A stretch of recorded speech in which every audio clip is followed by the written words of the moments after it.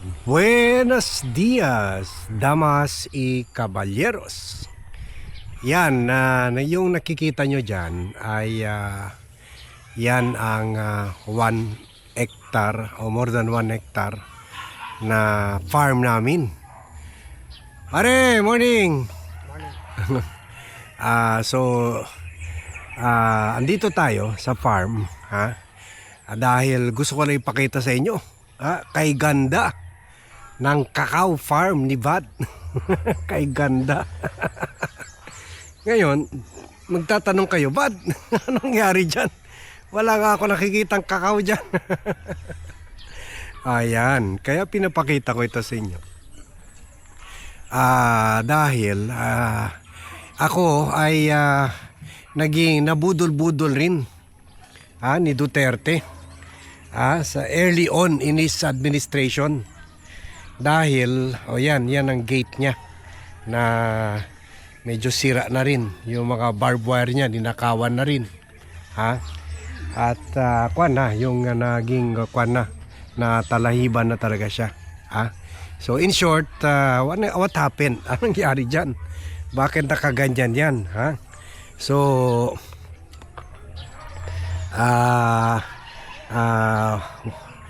bakit ang supposedly cacao farm ay naging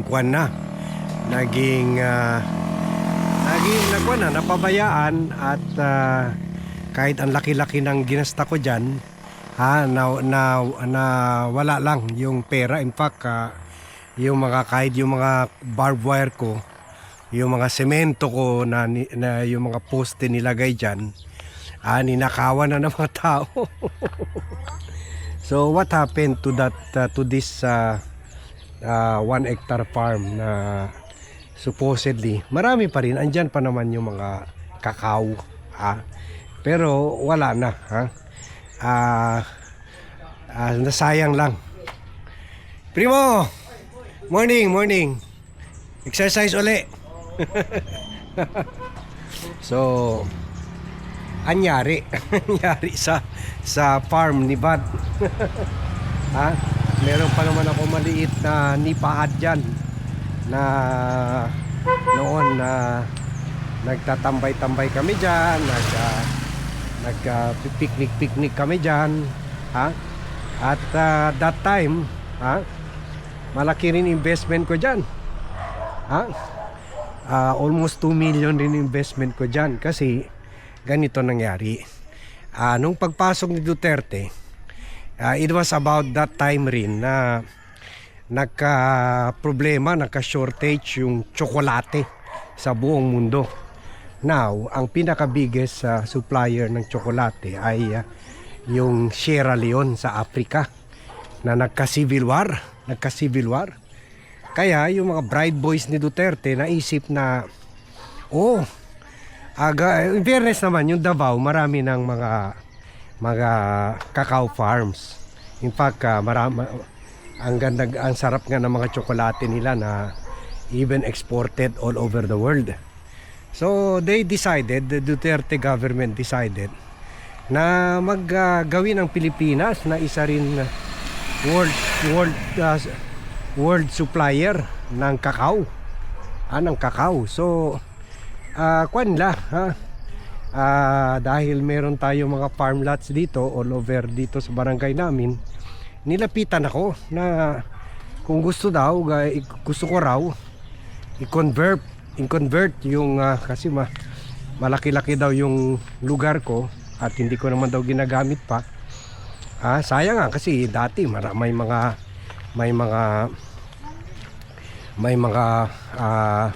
durian trees, marang trees, at saka iba-ibang mga tropical fruit trees na nariyan sa.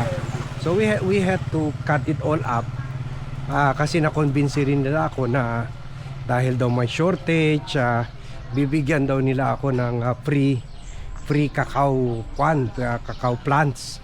At totoo naman, binigyan naman talaga ako ng cacao plants. And then pag lumaki na daw yung cacao plants ko, tutulungan na daw ako ng Department of Agriculture to raise that properly. And then sila pa daw pati we're working with the Department of Trade and Industry, sila pa daw ay ang maghahanap ng buyer para sa kakao ko, or maghahanap ng processor o magmamanufacture to turn cacao into chocolate, at pwede ma-import ito sa ibang bansa. So ako naman, bago pa lang yung Duterte administration, akala ko pa naman seryoso at matino. So nag-invest ako almost 2 million. This was in 2016. Sabi ko magiging farmer gentleman na ako dito sa lugar ko. So na ko, meron na siya dati fence all over. Pero ni-reinforce ko, dinagdagan ko yung mga kwan niya, pinalakas ko yung mga perimeter fence niya, lahat ganun. Tapos yun, nagtanim na kami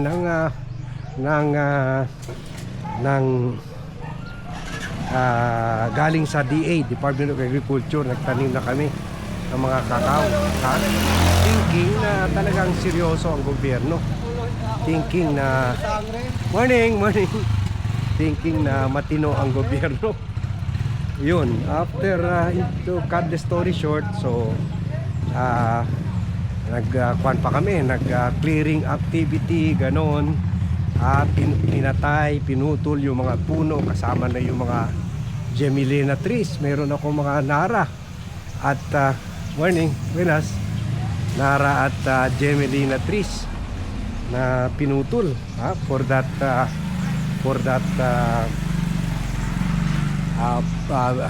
agri venture, agri investment. So ako naman happy ako that time. Paniwalang-paniwala ako, natutulungan ako ng gobyerno. O yun, nung naitanim na, ganda tingnan. Rows and rows of cacao leaves, cacao plants. So ginawa nila model farm dito sa Region 9. Isa sa mga model farm. Ang dami mga DA pupunta rito, nagpapapicture, successful daw cacao one in implementation of Duterte administration. Lahat tayo nun very optimistic na many great things will happen under the Duterte administration. Yun, after lumaki na siya at ang laki-laki na ng gastos ko sa mga pesticides, fertilizer, sa mga tauhan, ganoon, sa mga farm equipment, sa agricultural equipment, patubig, lahat, ganoon. Yun, yung nagsimula na siya magkuhan magkaroon ng fruits or cacao fruits. Yun. Wala na. Na doon namin na-realize na wala palang tulong ang gobyerno. Kumbaga, yung siguro sa DA, baka pareho yun sa bulati. 10 million bulati ni Marcoleta. Also during the Duterte administration. Pareho lang sa bulati farm, vermiculture farm ni Marcoleta, na press release lang yung sinasabing programa sa farm, pero wala naman talagang totohanin na programa. Kumbaga ni-launch lang yung programa ng agriculture program na yun, yung cacao agriculture program na yun, gagawin daw ang Pilipinas na agriculture powerhouse para ma-justify yung pagnanakaw nila ng pera. At ang problema, shinif nila yung burden sa amin mga agriculture investors, agri-investors. Kami, pinagasta, binigay nga kami ng pre-seedling. Pero kami ang gumasta ng lahat. And then sila, papoto ops lang. Baka doon sa Manila, pinalabas nila na sila pa ang nag-provide ng mga laborers, nag-provide ng mga bulldozers, para i-flatten yung lugar ko. Pagkatapos sila yung gumasta, ganon. Pero lahat ako gumasta. So dyan makita mo na gaano sa simula pa lang gaano ka evil itong Duterte administration. Kaya moral of the story, wag tayo kaagad maniwala sa mga politiko na siyempre magte-28 na naman. Kung may presidente man o ano bago, let's be cautious. Wag lang sana si Sara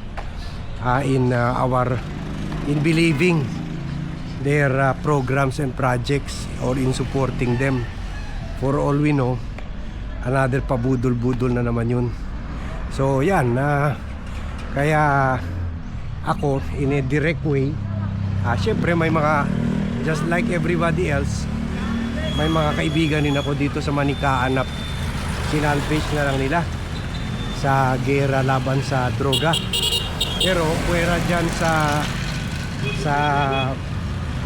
mga EJ case, meron rin akong very concrete experience. Multi-million loss. Sayang yun, yung halaga nun na binuhos ko dyan sa farm ko. Kung ngayon by this time with inflation, siguro kuwan na yun. Kung nilagay ko yun sa bangko, baka nilagay ko sa kuwan sa morning kung nilagay ko sa investment plan or treasury bills o ano, or yung mga kuwan namin, investment package, siguro naka 5 to 10 million na yun. Pero sayang, by this time from 2016, sayang. Nasayang. Nakita nyo naman, wala, talahiban. Pinabayaan na talaga namin yung farm namin.